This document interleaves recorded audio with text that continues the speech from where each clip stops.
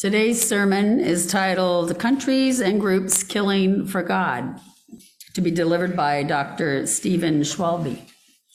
Stephen Schwalbe is an adjunct professor at Columbia College. Formerly, he was a professor at the Air War College and the American Public University.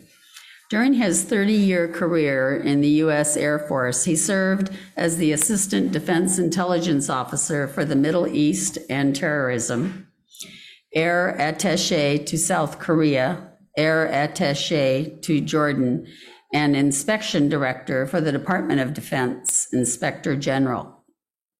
He has written 2 books on conflict and religion, Killing for God and Killing for Religion, and is currently working on a 3rd. His primary claim to fame is being Randy's brother.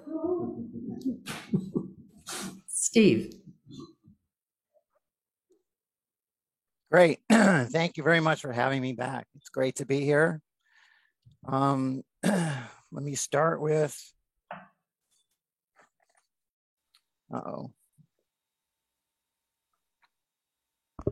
We see your slide, Steve. There you go. Okay.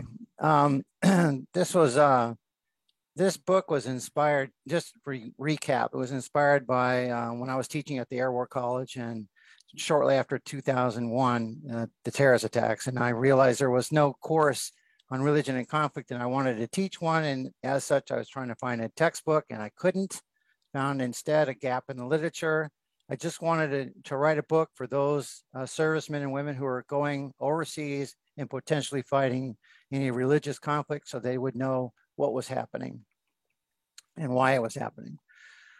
So there's 3 main chapters in this book, and I already presented concepts of religion, conflict, and man-made religion to the group. And today I'm going to discuss religious polities. A polity is a form or process of government, in this case, religiously oriented. And for me, that would consist of schisms, countries, and terrorist groups in that order, and in the order of the Abrahamic religions of Judaism, Christianity, and Islam. So schisms split within the religion. Normally that's philosophical conservatives and liberals. And that's what we see here in Judaism. The Orthodox sect of Judaism is very conservative and following Jewish tradition closely, where the Reform sect is more liberal, allows for change and pluralism. And the conservatives are like a compromise in between. It's somewhat liberal, but also follows religious tradition. However, the conservatives believe those laws are man-made and not divine, as the Orthodox sect believes. So there's over 15 million Jews in the world. Half are in the United States and about half are in Israel. And as you can see, the Orthodox, the conservative group, and the compromise group consists of about the same percentage in each location. However, the liberal group is very minimal in Israel and dominant in the United States. And because there are so few, there are no real conflicts involving bloodshed between the Jewish sects. Turning to Christianity, Martin Luther was the catalyst that started the Protestant Reformation in Europe. However, he was preceded by John Wycliffe, who was a theology professor at the University of Oxford, and he declared that the friars were taking confessions, were frauds and charging too much, and so led a movement, started a movement. Jan Hus of Czech was a rector of Charles University in Prague, and he led the Bohemian Reformation. He was eventually caught and tried and burned at the stake. As a result of that, we had the Hussite Wars in 1420 to 1431, and in that period, the Catholic Church mounted 5 crusades against them and lost all 5. And then after Luther, he inspired many, to include the Waldenses of France, it was the church declared that Andy Walden's was killed and in 1655, the Duke of Savoy led a Catholic force and killed 1,700 of them. King Gustav I of Sweden led the Protestant Reformation in Sweden. John Calvin in France preached in Paris on a daily basis to thousands and railing against the Pope and the Catholic Church. And King Henry VIII of England passed a couple of acts shortly after he assumed power and said he was the leader of the Church of England.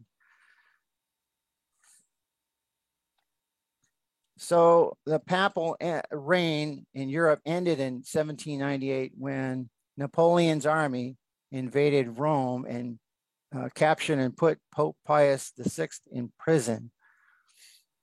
Now, what's interesting to note here is that every principle of papacy that existed at that time still exists today.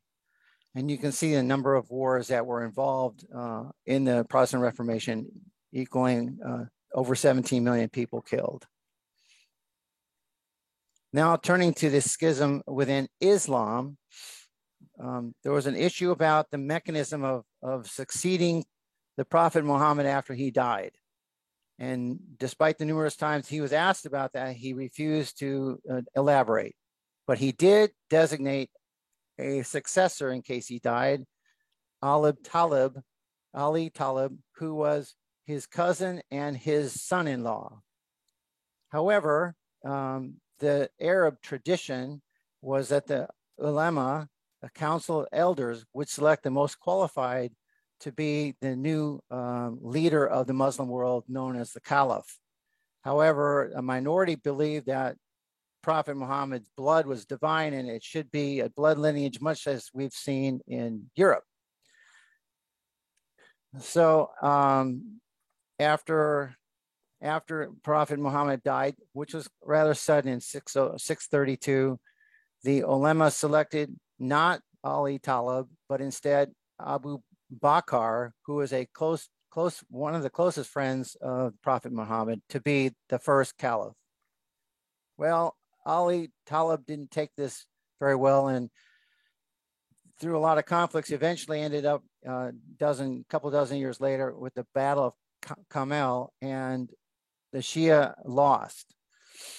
And then the next year, he went up against the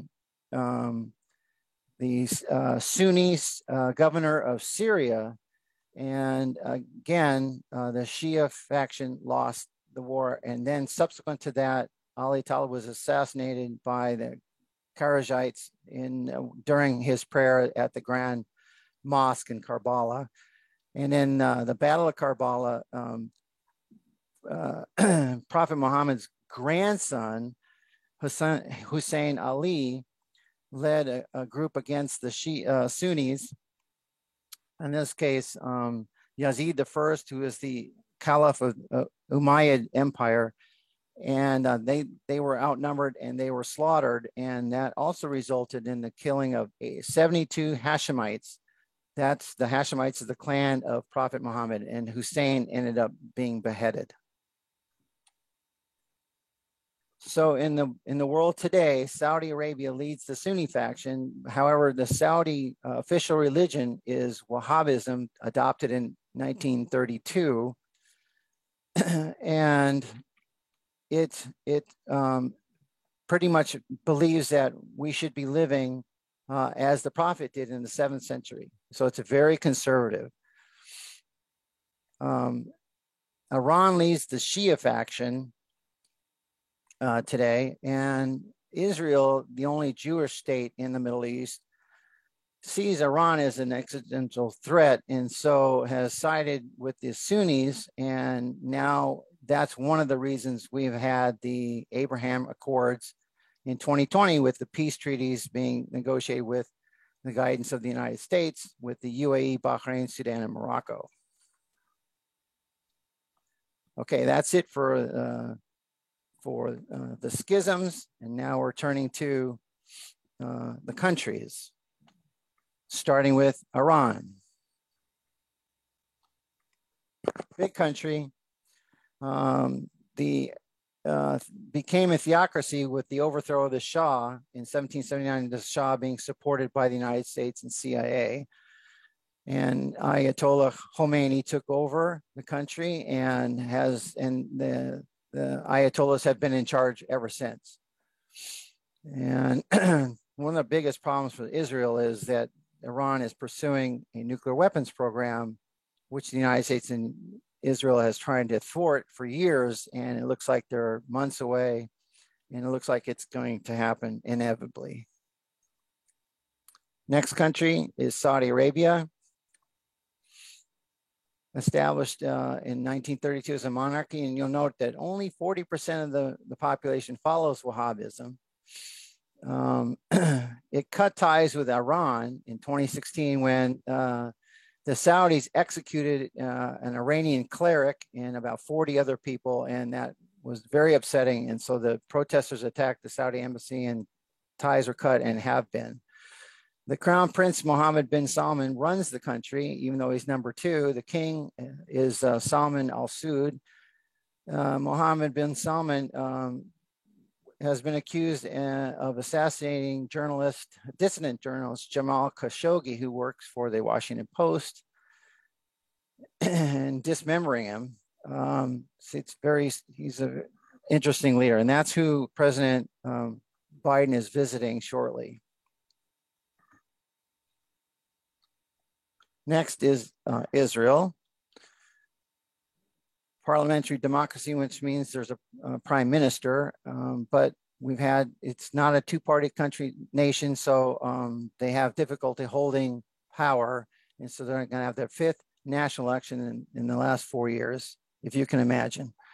21% of the country is Arab, and it's problematic because the Arab population is growing much faster than the Jewish population.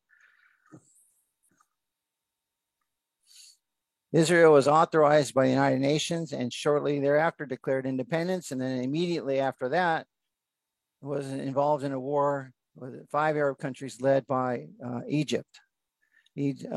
Israel won that war and 2 others after that, resulting in the acquisition of a number of areas around Israel.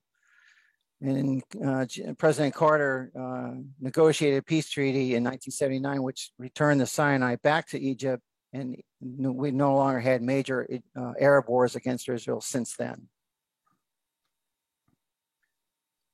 Branching off for a moment about the Palestinian problem.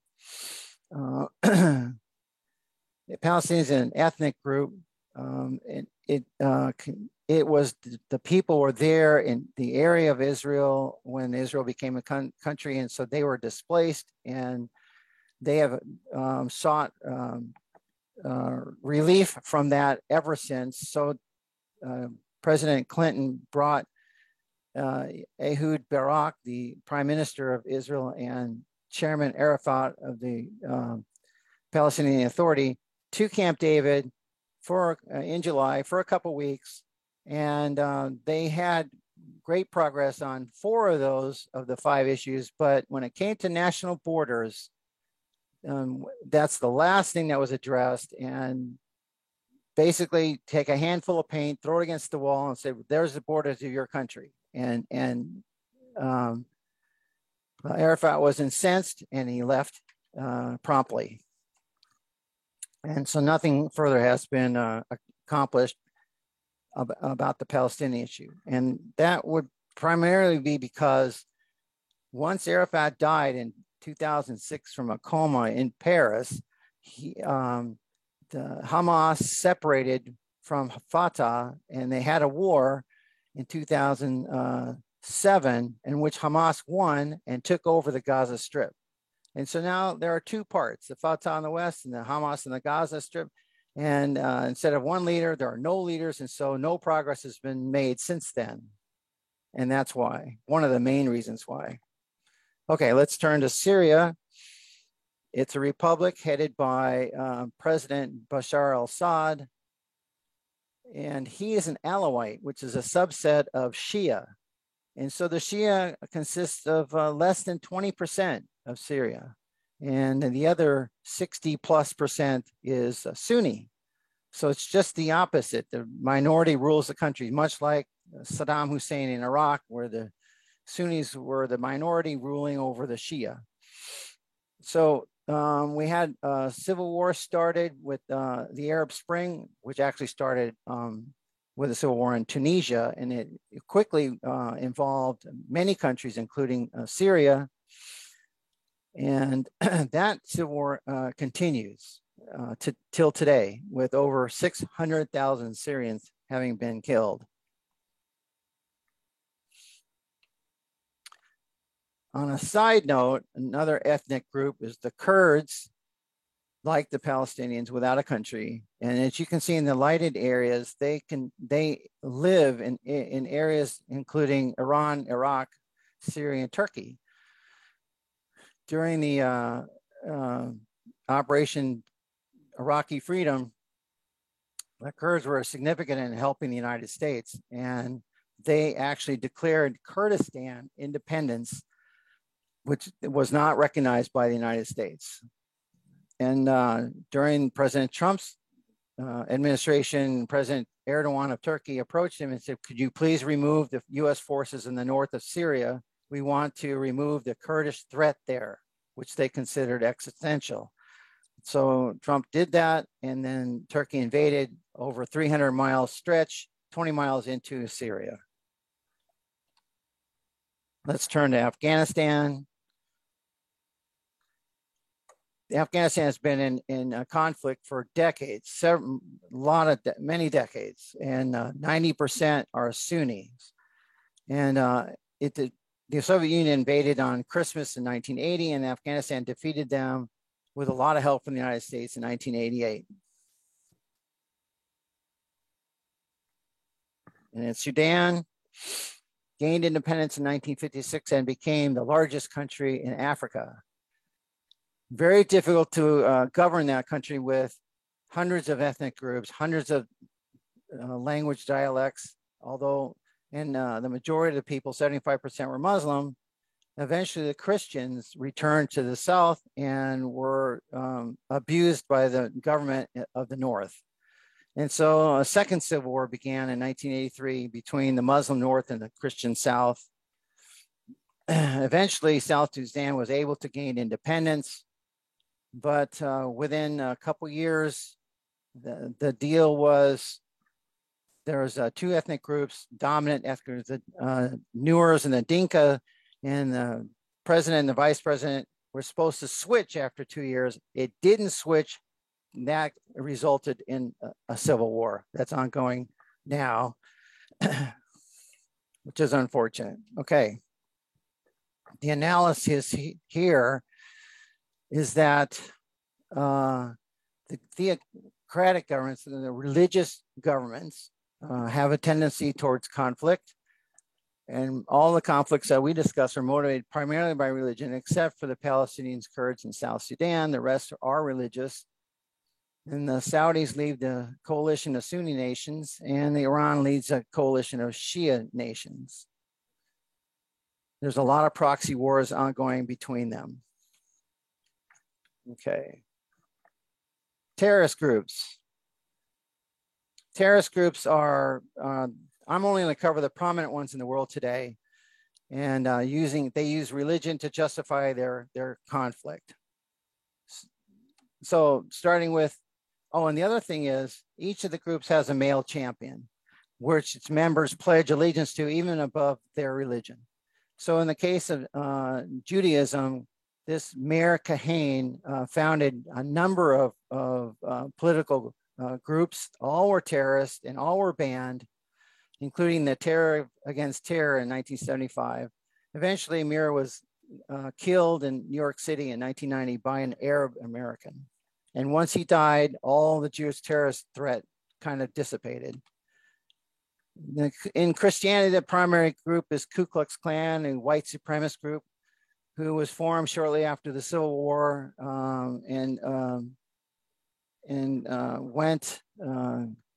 focused its attention on the freed Black slaves. And then that again happened, reemerged itself in Georgia. And then the third iteration was as a result of the civil rights movement to give blacks more rights, equal rights in the 50s and the 60s. And as of 2016, there are 30 Klan groups in the United States with 8,000 members and growing. And then turning to Islam, where we have most of the current terrorist groups ongoing in the world today. Starting with the Muslim Brotherhood, the first one formed by Hassan al-Banna. And the Muslim Brotherhood preaches hatred against Jews and the destruction of Israel, as all of the subsequent terrorist groups do. And when he called for the overthrow of King Farouk, Farouk then banned the Muslim Brotherhood in 1948.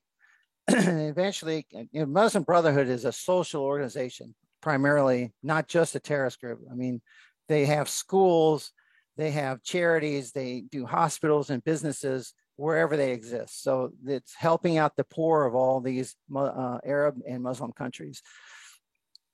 But in 2011, it actually became legal in Egypt. And in 2012, Brotherhood, Brother Mohammed Morsi was elected president, but that didn't last long because there was a military coup, and El-Sisi arrested Morsi, put him in prison, where he subsequently died. So Muslim Brotherhood still exists today in over 70 countries, from the Middle East to Africa to Southeast Asia, and even in Europe. Hezbollah, that means the Party of God, exists in Lebanon as a result of the Israeli incursion to remove the Palestine Authority from Beirut. Subsequent to that attack, this Hezbollah was formed officially and supported by Iran, and has been paying for Israel ever since. However, it's not just a military terrorist group, it's also a political group, and wants 13 seats out of 128 in the parliament in Lebanon. And it has over 30,000 fighters and 120,000 missiles provided by Iran. So it's actually more powerful than the Lebanese Ministry of Defense. Here it's official locations. And then there's Al-Qaeda. Al-Qaeda means base or foundation. It's a militant Sunni terrorist group, and Osama bin Laden founded it and wanted to capitalize the momentum they had after defeating the Soviet Union. And Osama, unfortunately, fortunately was killed by the SEALs in 2011, replaced by Ayman al-Zawahiri. It considers the Shia and Sufis and other non-Sunni groups in Islam to be heretics. And the concept of takfirism means that you can kill fellow Muslims. So this is one of the things that's prominent within Al-Qaeda. And it's also an umbrella organization worldwide, has franchises all over the world that report and get financed by Al-Qaeda, to include Afghanistan, Pakistan, the Arabian Peninsula, and the Maghreb in Africa. And it also is pursuing weapons of mass destruction, and is still considered one of the top terrorist threats in the world today. And there's countries where Al-Qaeda has franchise represented or present. Okay, Islamic State, a jihadist movement by Abu Zarqawi, and that was just before I got there in 2000. Osama felt that Zarqawi is too extremist, so they eventually had splitting differences, and they split in 2006. And subsequently, Abu Bakr took over and declared Islamic State as a nation and a worldwide caliphate. And there it is. The Islamic State at its height was bigger than the United Kingdom and had over 10 million people, and its capital is Mosul. But 4 years later, with the help of the United States and Syria and Iraq, it had lost all its territories. However, it still operates out of 18 countries and competes directly with Al-Qaeda for recruits and resources. Hamas, that means the Islamic Resistance Movement, founded by Ahmed Yassin, was a branch of the Muslim Brotherhood. As I told you, it fought with the Fatah faction of the Palestinian Authority and took over the Gaza Strip in 2007. There's a map of the West Bank and where how it fits into the region with Egypt and Israel. And you'll see in the bottom of the map, there's the Yasser Arafat International Airport. Now, before I get into that, as it says, newer attempts to unify Fatah and Hamas under the Palestinian Liberation Organization or Palestinian Authority umbrella have failed. And they're no closer to being united than ever. And it has 25,000 munitions, lots of rockets. And you wonder about that airport. Wonder no longer. That's what it looks like today. Taliban. Taliban means students. They were prominent in defeating the Soviet Union in the Afghan war, and their leader was Muhammad Omar, who was a Mujahideen commander, and they held power for 5 years, and they were brutal. And then we left last year, and they re-implemented all their current former policies, and they're brutal again. They're having a problem maintaining and operating the country. That's not one of their expertise. Boko Haram means in Arabic, Western education is forbidden. It's a Sunni jihadist terrorist group in the Lake Chad region. They're primarily in Nigeria. And in 2009, they led a massive uprising in Nigeria, killing hundreds of thousands, displacing 2 million and causing $9 billion of damage.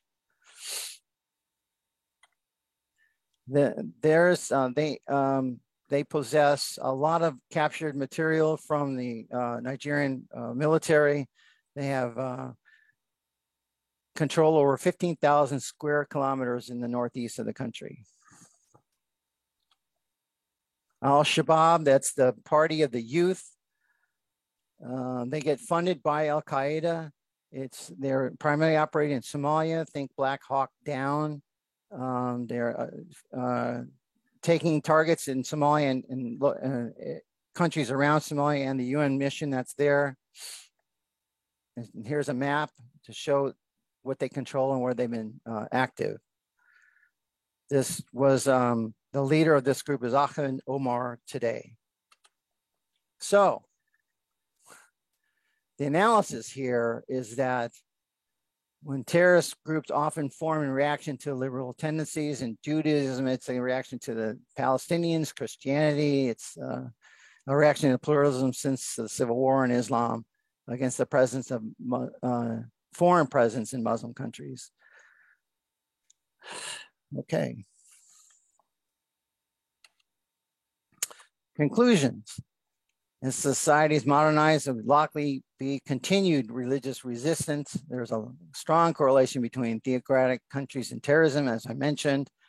Until modernization, until the modern era, religion and government were inseparable. That meant that religion without war and war without religion was inconceivable. Religion is still a viable threat to peace today. There is nothing divine about conflict and killing. As a footnote, I have actually published a second book, as you can see there, Killing for Religion, where I focus on religion and conflict in the major religions of Hinduism in India, Buddhism in Southeast Asia, and Shinto in Japan. And while there are many people out there, including editors at Lexington Books, who believe that Buddhism is a peaceful and passive religion and hence rejected publishing this book, the whole purpose of the book was to show that that's not the case. So I compare both, and I also compare Asian and Abrahamic religions and conflict within both of those religions.